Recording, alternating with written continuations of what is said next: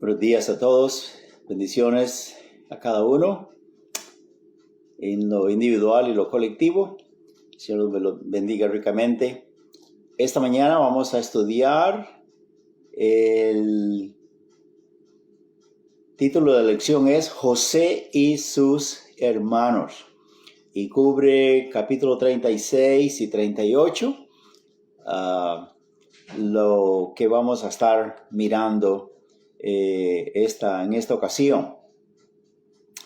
El versículo clave para memorizar es 37:4 de Génesis, que dice: y viendo sus hermanos que su padre lo amaba más que a todos sus hermanos, le aborrecían y no podían hablarle pacíficamente. Génesis 37:4. Y la aplicación acá, según dice la revista trimestral, es que el estudiante de la Biblia, ¿verdad?, apreciará que Dios tiene cuidado de los suyos, aun cuando las cosas empeoren, antes de mejorar. Vamos a repetir eso. Que el estudiante de la palabra de Dios aprecie que Dios tiene cuidado de los suyos, aunque las cosas empeoren, antes de mejorar. En la primera porción que vamos a leer es del 37, versos 3 y 4, y esta parte se intitula Parcialidad peligrosa. Dice: y amaba Israel a José, y Israel es Jacob, más que a todos sus hijos, porque lo había tenido en su vejez, y le hizo una túnica de diversos colores. Y viendo sus hermanos que su padre lo amaba más que a todos sus hermanos, le aborrecían y no podían hablarle pacíficamente. Muy bien.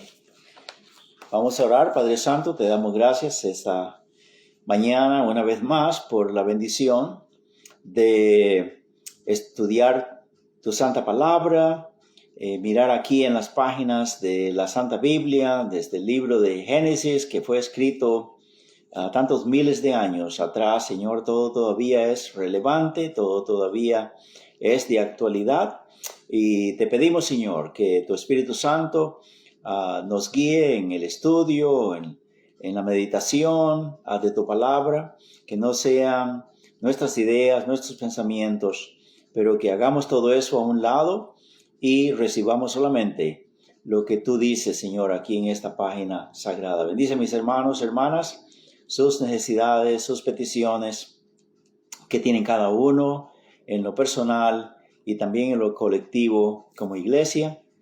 Que continuemos, Señor, elevando el nombre del Señor Jesucristo, viviendo para Él, sirviéndole, adorándole, proclamando tu palabra, porque te lo pedimos por Jesús nuestro Salvador. Amén. Quise leer aquí en la primera página de la lección, donde dice: estos versículos presentan un cuadro o metáfora de Jesús. Se refiere a lo que encontramos, ¿verdad?, entre capítulo 36 y 38 y capítulos más adelante también.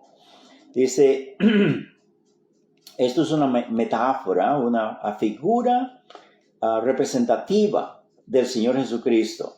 Este recuento cuenta una fascinante historia de intriga y traición.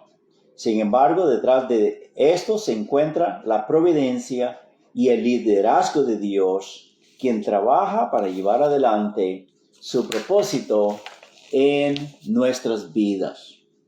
También podemos ver a Jesús en la vida de José. Como Jesús dijo, las Escrituras se encuentran testificando de él en Juan 5:39. De la manera, el versículo de Juan 5:39 es cuando el Señor Jesús dice a los fariseos y a todos los demás escribas, y dice: escudriñad las Escrituras, porque en ellas os parece que tenéis la vida eterna, y ellas son las que dan testimonio de mí. Ujú. Y aquí es un caso como anillo al dedo que nos dice de veras que lo que hay en la palabra de Dios, en Génesis, Éxodo, Levítico, Número, Deuteronomio, Josué, etcétera, etcétera, los libros del Antiguo Testamento hablan del Señor Jesucristo, el Mesías, el enviado de Dios, el Dios mismo en la carne, viniendo para salvar a todos nosotros los pecadores y que le honremos y le glorifiquemos. Amén. Y de la misma forma que con José, Jesús fue amado por su padre, obediente a él y odiado por sus hermanos. José fue vendido en esclavitud y dado por muerto, pero aún así al final José llegó a convertirse en el Salvador y gobernante de toda la familia. De toda la familia. Y así fue con el Señor Jesucristo, ¿verdad? Vamos a mirar eso un poco más adelante. Pero mientras tanto, vamos a sacarle un poco de jugo a estos versículos sobre la parcialidad peligrosa que Jacob aplicaba o empleaba en el trato con sus hijos. Dice la palabra de Dios acá claramente, ¿verdad? Que Jacobo amaba más a José que a todos sus demás hermanos. Verso 3 claramente dice, y amaba Israel a José más que a todos sus hijos, porque lo había tenido en su vejez. Y le hizo una túnica de diversos colores. Y viendo sus hermanos que su padre lo amaba más que a todos sus hermanos, le aborrecían y no podían hablarle pacíficamente. Así pues, esta porción acá se intitula La parcialidad peligrosa. Antes de mencionar un poco de lo negativo, lo adverso, lo contraproducente de tener esta actitud a nosotros los padres o con nuestros hijos o abuelos con los nietos, para que aprendamos algo de esto. Es bueno pensar por qué Jacob amaba más a José que al resto de sus hijos, que tenía 11 hijos más, ¿verdad? Y una muchacha también que se llamó Dina. Dice la Biblia que cuando Jacob llegó, donde su tío, porque era su tío, el hermano de Labán, era hermano de Rebeca, su mamá, y ahí fue donde él llegó a parar, huyendo de su hermano Esaú. Bien distante ese país, allá de Ur de los Caldeos, de donde había venido originalmente Abraham. Y cuando llegó ahí, dice la Biblia que, vamos a leer eso en el capítulo 29 de Génesis, pues es el libro que estamos estudiando, ¿verdad? Dice en el capítulo 29, versos 17 al 20, del 16 al 20. Y Labán, que es el tío de Jacob, a donde él llegó, y Labán tenía 2 hijas. El nombre de la mayor era Lea y el nombre de la menor Raquel. Y los ojos de Lea eran delicados, pero Raquel era de lindo semblante y de hermoso parecer. Y Jacob amó a Raquel y dijo, yo te serviré 7 años por Raquel, tu hija menor. Y Labán le respondió, mejor es que te la dé a ti y no que la dé a otro hombre. Quédate conmigo. Muy bien, entonces aquí miramos que inmediatamente esto es como amor a primera vista. Apenas llegó Jacob, miró a las dos muchachas y inmediatamente le cautivó la menor, ¿verdad? Entre Lea y Raquel, él prefirió Raquel. Y entonces el hecho pues que diga acá que él la amó, eso fue desde el principio. Y más adelante nos dice, por ejemplo, en el capítulo 30, versos 22. Vamos a seguir un poco más adelante. Ya él está trabajando por Raquel. Labán lo engaña. En vez de darle a la hija Raquel, le dio a Lea. Porque como él tenía esa muchacha un velo en su cara, no se daba cuenta que no era el rostro de Raquel, ¿verdad? Pero era más bien Lea. Y ese suegro pues lo engañó. Y entonces dice en el capítulo 30, en el verso 22, no es, perdón, no es ese. Pensé que lo había apuntado, pero dice más adelante que cuando él se dio cuenta de ese engaño, pues se reclamó a Labán, ¿verdad? ¿Por qué le había hecho eso? ¿Por qué lo había engañado? Y entonces, aquí mismo en el capítulo 29, no sé por qué no apunté el texto, pero dice aquí, venida la mañana, aquí que era Lea, y Jacob dijo a Labán, ¿qué es esto que me has hecho? Te he servido por Raquel, ¿por qué pues me has engañado? Y Labán respondió, no se hace así en nuestro lugar, que se dé la menor antes de la mayor. Cumple la semana de esta. La semana quiere decir, en vez de 7 días, son 7 años, ¿verdad?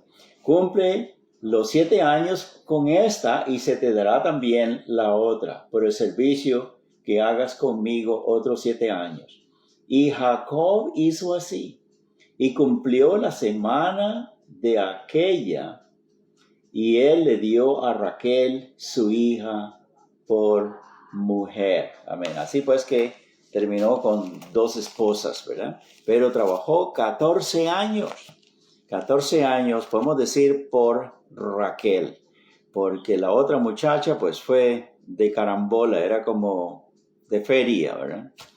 Por los 14 años. Pero hay un texto acá en que dice la Biblia que le pareció que esto había sido por pocos días, porque tanto la amaba.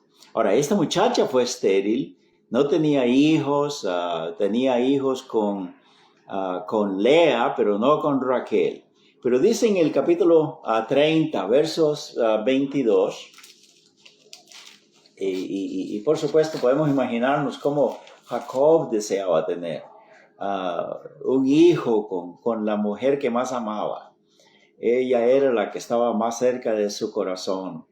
Y no, porque estaba estéril. Pero dice en el verso 22, y se acordó Dios de Raquel, y la oyó Dios, y le concedió hijos.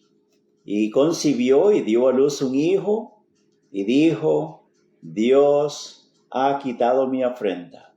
Y llamó su nombre José, diciendo, añádame Jehová otro hijo. Así pues que es el primero que tiene con su esposa que más ama, que es Raquel, ¿verdad?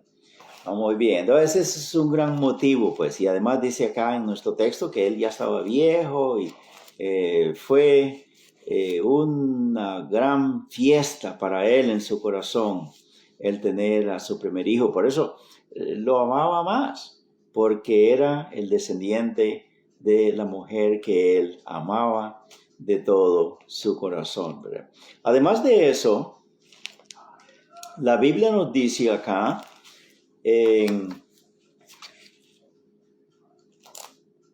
que vamos a leer un poco más adelante,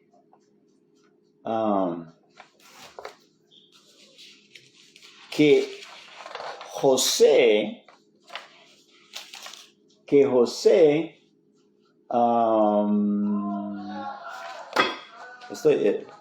dispénseme que no estoy aquí al tanto de las escrituras apuntadas. Yo pensé que sí las tenía bien apuntadas, pero dice aquí la Biblia también que cuando José fue enviado para chequear a sus hermanos para ver cómo estaban. Entonces dice que él venía donde sus hermanos y luego venía y le reportaba el mal comportamiento de sus hermanos. No dice la Biblia qué comportamiento era ese, pero parece que ellos tenían mala fama. Los vecinos, otros trabajadores, quizá le faltaban el respeto a las mujeres, quizá en sus transacciones, negocios que hacían con las ovejas de su padre, engañaban a los compradores, quién sabe qué, pero José venía y le reportaba esas cosas a Jacob, y esto lo enfurecía todavía más a ellos, ¿verdad? Y por eso también Jacob amaba a José, porque era un muchacho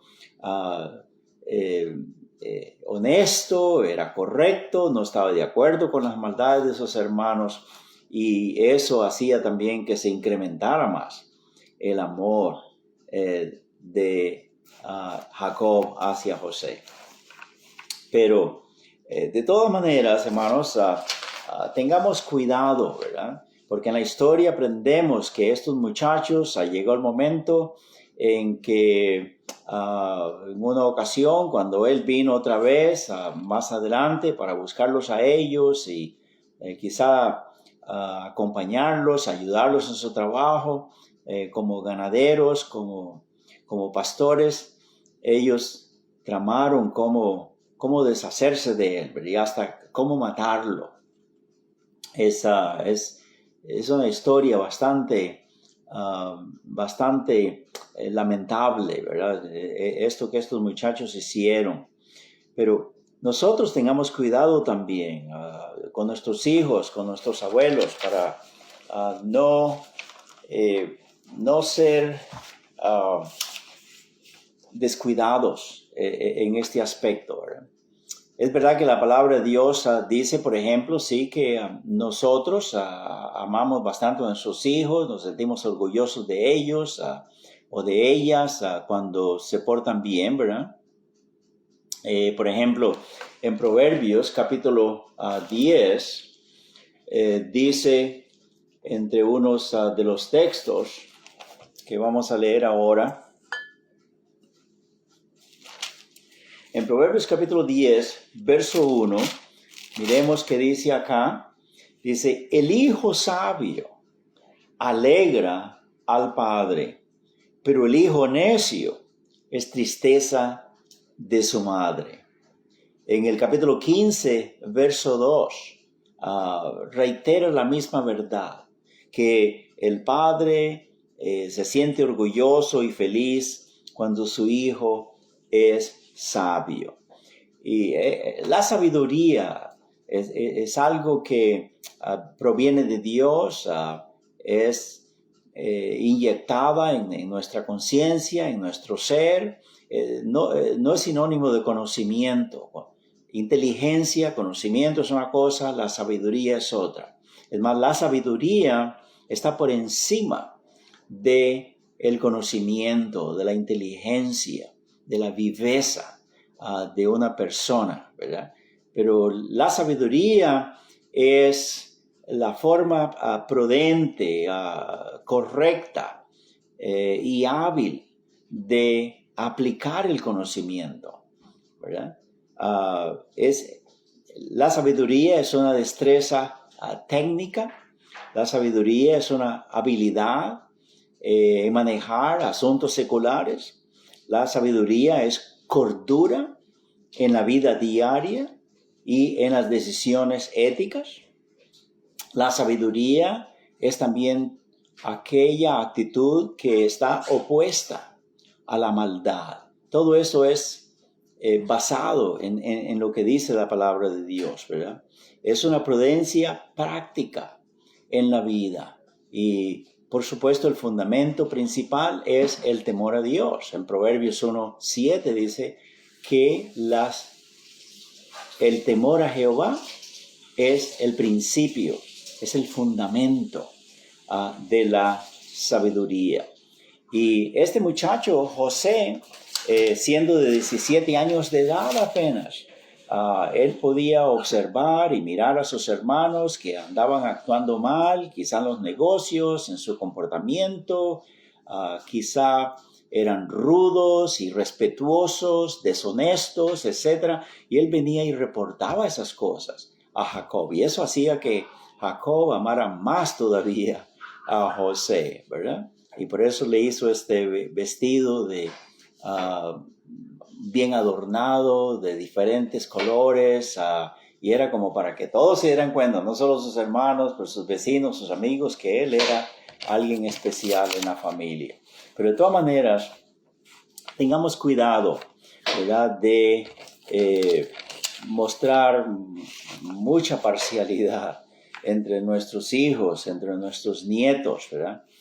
Para que evitemos conflictos e intrigas, traiciones, etcétera, etcétera, ¿verdad?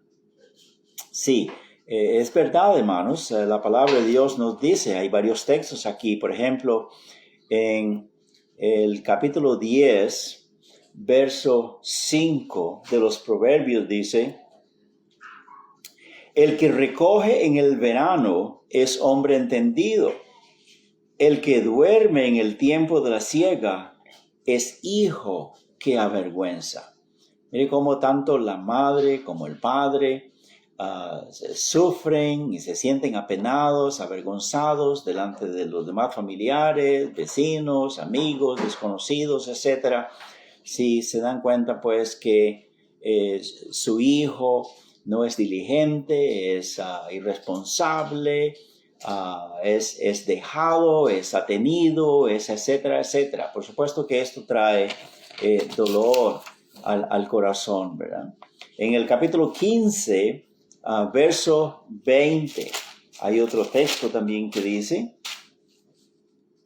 el hijo sabio alegra al pobre, mas el hombre necio menosprecia a su madre. Qué doloroso es esto, ¿verdad? Y hay hijos e hijas que hacen estas cosas, y más en estos tiempos. Yo me acuerdo en el tiempo de mi adolescencia, de mi juventud, yo no miraba mucho así muchachos o muchachas irrespetuosos, hablándoles violentamente a sus padres o respondiéndoles a malacrianzas, como decimos, pero yo lo que miré era juventud respetuosa, callada, humilde, obediente, sumisa a sus padres, a sus abuelos. Pero ahora la verdad es que 50 años más tarde o 60 ya es bastante difícil mirar esto, pero la palabra de Dios, eso es lo que elogia y también denigra a la juventud que hace todo lo contrario. En el capítulo 19, versos 26, dice: el que roba a su padre y ahuyenta a su madre es hijo que causa vergüenza y acarrea oprobio. Qué doloroso es esto, ¿verdad? Cuando lo miramos no solamente en blanco y negro en las páginas de la Biblia, pero en la realidad. Cuando miramos eso en nuestros hijos, en nuestros nietos o familiares que tienen este tipo de hijos o de hijas. El Señor nos bendiga, nos ayude, nos cuide. Y por supuesto que es fácil cuando hay este contraste entre los hijos, ¿verdad? Si unos hijos traen oprobio, vergüenza, dolor, lágrimas, preocupación, etcétera, etcétera, y otros más bien que nos hacen sentirnos orgullosos, felices, llenos de gozo. Por supuesto que hay un gran contraste, ¿verdad? Pero debemos de ser lo más diplomáticos posibles, lo más prudentes posibles para no mostrar tanta discriminación, ¿verdad? Y que haya paz en el hogar, que no haya odio entre los hermanos. Amén. Ok. La palabra de Dios acá nos dice en los siguientes textos, en la segunda porción, después de la parcialidad que es tan peligrosa, una revelación molesta. Y dice en el capítulo 37, de versos 5 al 10. Vamos a leerlo. Dice: Y soñó José un sueño, y lo contó a sus hermanos, y ellos llegaron a aborrecerle más todavía. Y él les dijo: Oíd ahora este sueño que he soñado.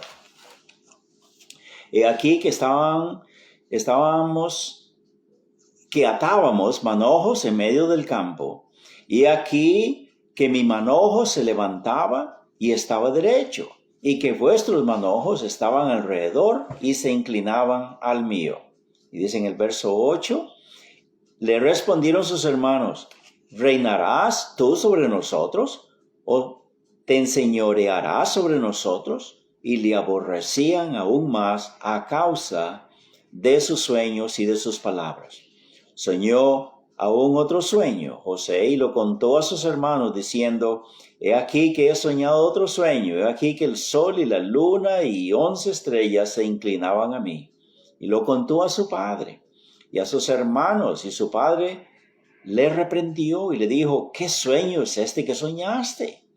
¿Acaso vendremos yo y tu madre y tus hermanos a postrarnos en tierra ante ti? Wow. Dice acá un poquito el comentario. Desconocemos el tiempo que haya pasado entre los eventos registrados acá. Esas familias vivían un tipo de tregua con los hermanos odiando a José. Entonces José tuvo un sueño, contó el sueño a sus hermanos, los cuales le odiaron aún más. José soñó que la familia se encontraba junta atando manojos en el campo. Y cuando se encontraba atando su manojo, subió más alto que el de los demás, los cuales además se postraron delante de José. Esto, por supuesto, hermanos, estos sueños que tuvo José, Dios hizo que soñara estos sueños, y él no fue lo suficientemente cauto como para retenerlos para sí mismo, pero inocentemente, ingenuamente, estaba compartiendo estas cosas. Él no sabía lo que significaba eso. Más bien fueron sus hermanos que inmediatamente interpretaron el significado de estos sueños, y su papá también. Y posiblemente él seguro decía: ¿eso es lo que significa?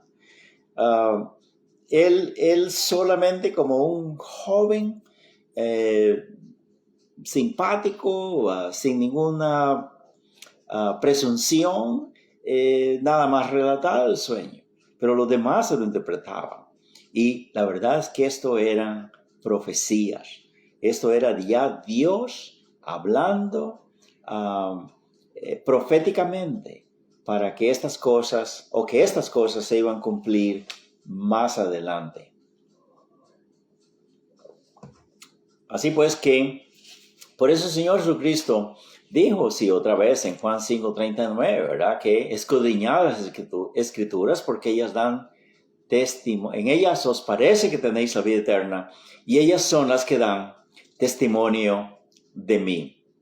También en Lucas 24, cuando el Señor se añadió ahí a ellos, a aquellos dos, en el día domingo, en la tarde, que iban caminando de Jerusalén a Emaús y iban tristes por lo que había ocurrido con su Salvador siendo crucificado, y que era el tercer día que esto había ocurrido. El Señor Jesús vino, les preguntó por qué estaban tristes, y él dijo, bueno, tú eres el único que no sabes qué es lo que ha ocurrido acá en Jerusalén, cómo Jesús de Nazaret, siendo obrero, siervo poderoso de Dios, terminó siendo crucificado en la cruz, y ahora es el tercer día y no sabemos nada de él, ¿verdad? Y entonces el Señor les dijo que era necesario que todo lo que estaba escrito de él, una vez que se identificó como el Salvador resucitado, él dice, era necesario que se cumpla todo lo que está escrito de mí en las Escrituras, ¿verdad? Y esta es una de las cosas que están escritas acerca del Señor Jesús, igual que como antes, el sueño de Jacob, que habíamos visto ya en Génesis capítulo 22, cuando Jacob, oyendo de Saúl, llegó una parte ahí en la noche que le cogió la noche y durmió ahí, puso de almohada una piedra en su cabeza, o su cabeza sobre la piedra, y soñó un sueño que una rampa, una escalera muy amplia, grande y alta, llegaba hasta el cielo, y los ángeles de Dios subían y descendían del cielo, y allá arriba en el pináculo la voz de Dios que también le habló a él, bendiciéndolo. Y el Señor Jesús usó eso cuando encontró a Natanael y le dijo que él y ellos iban a mirar grandes cosas. Dice, porque mirarán también al Hijo del Hombre y los ángeles del cielo subiendo y bajando y viniendo en gran gloria, ¿verdad? Así pues que esto también, esta escalera, nos dice sí que Cristo es la escalera por la cual también nosotros subimos al cielo y descendemos cuando vengamos con Él, ¿verdad? Ok, amén. Así pues, por ser esto una profecía, ya que esto causó enojo y odio, se incrementó más hacia José. Mucho cuidado, hermano. Mucho cuidado, hermana. Usted que se estima hija de Dios o hijo de Dios, a veces hay cosas que son de la palabra de Dios, estas son profecías de lo que iba a ocurrir, el Dios declarando, y así como a ellos no les gustó lo que oyeron de José, puede ser que usted oye a veces en lecciones, en predicaciones, cosas que también no le gustan, usted no las recibe y las rechaza y ya le tiene inquina o mala voluntad al pastor, al predicador. Si es la palabra de Dios, usted no se enoje, no comience a sentir mala voluntad hacia el mensajero, hacia el hermano que da la lección, la predicación, pero recíbala como la palabra de Dios, ¿verdad? Y si le lastima, amén, que le lastima, es el Espíritu de Dios convenciéndole a usted de pecado, convenciéndole de usted de alguna situación que usted necesita remediar, arreglar delante de Dios, y será para su propio bien, ¿verdad? Si estos muchachos hubieran recibido eso como la palabra de Dios, como el mensaje del Señor, seguro hubieran recapacitado. Ay, esto quiere decir que algún día nuestro hermano va a ser tan importante, tan grande, tan poderoso, que él más bien va a ser de gran bendición para nosotros. Amén, pero jamás ellos no podían en ese momento, se dejaron llevar por sus emociones y no podían recibir el mensaje, la palabra de Dios, ¿verdad? Pero ojalá que usted, inclusive si ha habido antes algo que usted ha oído que le lastimó y todavía la tiene a usted lastimada o lastimado, dele gracias al Señor. Si es el mensaje, la palabra de Dios, deje que ella le moldee y que le asemeje más a Cristo, a su Salvador, porque ese es el propósito de la palabra de Dios. Amén. La tercera sección que tenemos acá del estudio es en el capítulo 37, versos 23 en adelante hasta el 36. Dice: sucedió pues que cuando llegó José a sus hermanos, ellos quitaron a José su túnica, la túnica de colores que tenía sobre él, y la tomaron y le echaron en la cisterna, y la cisterna estaba vacía, no había en ella agua. Y cuando pasaban los madianitas, mercaderes, sacaron ellos a José de la cisterna y le trajeron arriba, y le vendieron a los ismaelitas por 20 piezas de plata, y llevaron a José a Egipto. Después Rubén volvió a la cisterna y no halló a José adentro, y rasgó sus vestidos, y volvió a sus hermanos y dijo: el joven no parece, y yo ¿a dónde iré yo? Entonces tomaron ellos la túnica de José, degollaron un cabrito de las cabras y tiñeron la túnica con la sangre. Y enviaron la túnica de colores y la trajeron a su padre. Y dijeron: esto hemos hallado, reconoce ahora si es la túnica de tu hijo o no. Y él la reconoció y dijo: la túnica de mi hijo es. Alguna mala bestia lo devoró. José ha sido despedazado. Entonces Jacob rasgó sus vestidos y puso cilicio sobre sus lomos y guardó luto por su hijo muchos días. El verso 35 dice, ¿verdad? El capítulo 37 que estamos leyendo, el verso 25. Y se levantaron todos sus hijos y todas sus hijas para consolarlo, mas él no quiso recibir consuelo y dijo: descenderé enlutado a mi hijo hasta el Seol. Y lo lloró su padre. Y los madianitas lo vendieron en Egipto a Potifar, oficial de Faraón, capital de la guardia. En esta sección podemos mirar, pues sí, que esta trama que ellos habían ideado contra su pobre hermano José, todo se desembocó en un comportamiento criminal. Ya ellos lo tenían esto ideado, apenas lo miraron que él venía, entonces idearon romperle su vestido, echarlo a una fosa y dejarlo ahí que se muriera. Ese era el plan de ellos, y dejarlo ahí enterrado también. Pero Dios, con sus planes que tenía, que todo lo está supervisando, guiando y dirigiendo, precisamente esa era la forma como los sueños de él iban a comenzar a cumplirse. Tenía primero que pasar por este dolor, por esta humillación, por este suplicio, pero Dios de ahí lo levantó y le hizo el hombre más grande después del rey, ¿verdad? Mire que dice acá que lo vendieron por ¿cuántas piezas de plata? Por 20 piezas de plata. Y allá en el Nuevo Testamento dice la palabra de Dios que él fue vendido. Cristo Jesús fue vendido por Judas ante los fariseos por 30 piezas de plata.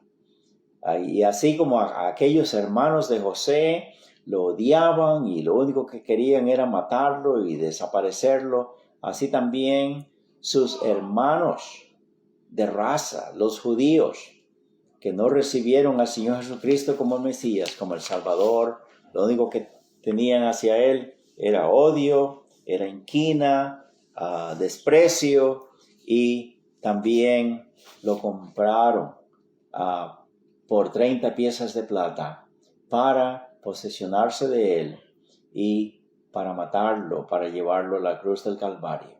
Pero así como José sufrió como esclavo, víctima de mentiras, la Biblia dice que, y estamos adelantando más sobre estos capítulos, más allá del 37 y 38, pero es importante hacer esta mención, ¿verdad? Que así como la vida de José, pues fue una de tanta humillación, de tanto dolor, de tanta calumnia, etcétera, así también con el Señor Jesucristo. Pero a pesar de eso, Dios estaba con él y Dios lo cuidaba, Dios lo protegía, a tal punto que llegó a ser el segundo después del rey. El rey le dio a él dominio, poderío, posesión, autoridad. Y es lo mismo lo que sucedió con nuestro Señor Jesucristo, ¿verdad? La Biblia nos dice que, por ejemplo, en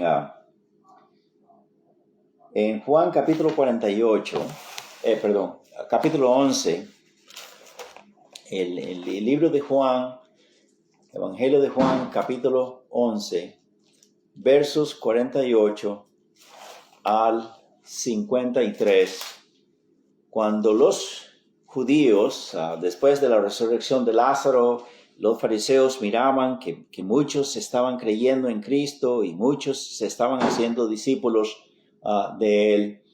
Dice la palabra de Dios acá, que el verso 48, si dejamos todo esto así, todos creerán en Él, y vendrán los romanos y destruirán nuestro lugar santo y nuestra nación. Entonces Caifás, uno de ellos, sumo sacerdote aquel año, les dijo: vosotros no sabéis nada, ni pensáis que nos conviene que un hombre muera por el pueblo y no que toda la nación perezca. Esto no lo dijo por sí mismo, sino que como era el sumo sacerdote aquel año, profetizó que Jesús había de morir por la nación, y no solamente por la nación, sino también para congregar en uno a los hijos de Dios que estaban dispersos. Así que desde aquel día acordaron matarle. ¿Qué les parece? Dice la palabra de Dios acá que este hombre, aún sin saber lo que estaba diciendo, porque su punto de vista era político. Dice, si estas cosas, este tumulto, este hombre sigue ganando todavía fama, reputación, y que dicen que es el rey, esto va a llegar allá a oídos de Nerón, del César, y entonces va a mandar un ejército aquí para destruirnos a todos, matarnos a todos. Pero este hombre dijo, lo que tenemos que hacer es matar a este que están diciendo que es rey, para que nada más él perezca, pero que no todos perezcamos. Políticamente hablando, él estaba en lo correcto, pero espiritualmente también estaba en lo correcto, pero él no sabía que era necesario que él, así como José, fuera humillado, vendido, encarcelado y hasta dado por muerto. El pobre Jacob, cómo sufrió, cómo le dolió saber que su hijo había sido, según dijeron la mentira, sus otros hijos, de que había sido despedazado por una fiera.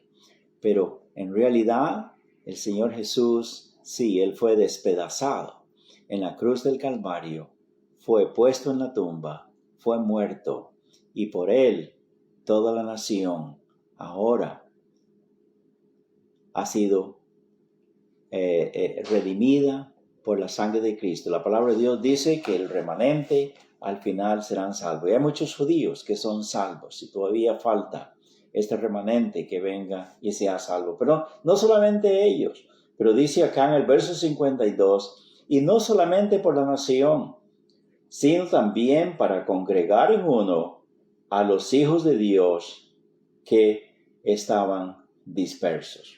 Esto ya tiene un mensaje cosmopolita, mundial, extensivo a todas las demás naciones, ¿verdad? Y sí, el Señor Jesucristo, eso también fue lo que dijo en Juan capítulo 10, Vamos a buscarlo por aquí, lo tenemos. Dice,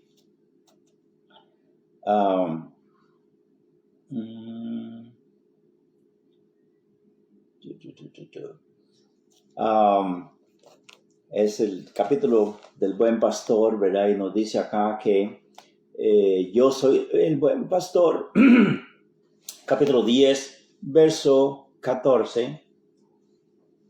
Yo soy el buen pastor y conozco mis ovejas y las mías me conocen.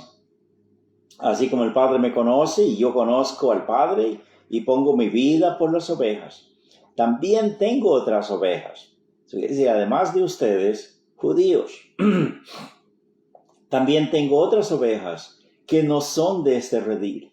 Aquellas también debo traer y oirán mi voz y habrá un rebaño y un pastor. Amén. Hermanos, como dije, la palabra cosmopolita, mundial, global, es lo que inclusive este sumo sacerdote Caifás estaba diciendo, ¿verdad? Y no solamente por la nación, ¿verdad? Sino también por los demás. Qué sabia, qué linda es la palabra de Dios, ¿verdad? Que nos dice pues que así como Moisés pasó por todo este suplicio, todo este dolor, así también nuestro Señor Jesucristo. Así como Él aguantó, confió en Dios y después de ser humillado, Dios lo ensalzó tan grandemente. Así también nuestro Salvador precioso, Cristo Jesús, ¿verdad? Y por eso dice la palabra de Dios que, como Él se humilló hasta lo más bajo, a hacerse obediente y muerte de cruz. Por eso Dios le ha dado un nombre que es sobre todo nombre, para que en el nombre de Él se doble toda rodilla de los que están en los cielos y en la tierra y debajo de la tierra, y toda boca confiese que Jesucristo es el Señor, para gloria de Dios Padre. Amén y amén. Dios me lo bendiga. Si usted todavía no conoce a Cristo como su Salvador personal, mire cómo en la Biblia, desde el libro del Génesis y de todos los demás 39 libros del Antiguo Testamento, tenemos al Señor Jesús ahí en tipología, en figuras, en relatos, como muchos han dicho, ¿verdad? Que el Nuevo Testamento, el mensaje del Nuevo Testamento, que es la vida, obra del Señor Jesucristo, obra salvífica del Señor Jesucristo, dice, está escondido en el Antiguo Testamento, pero el Antiguo Testamento está revelado en el Nuevo Testamento. Dios me lo bendiga, mis hermanos. Adelante con Cristo y nos vemos en la próxima.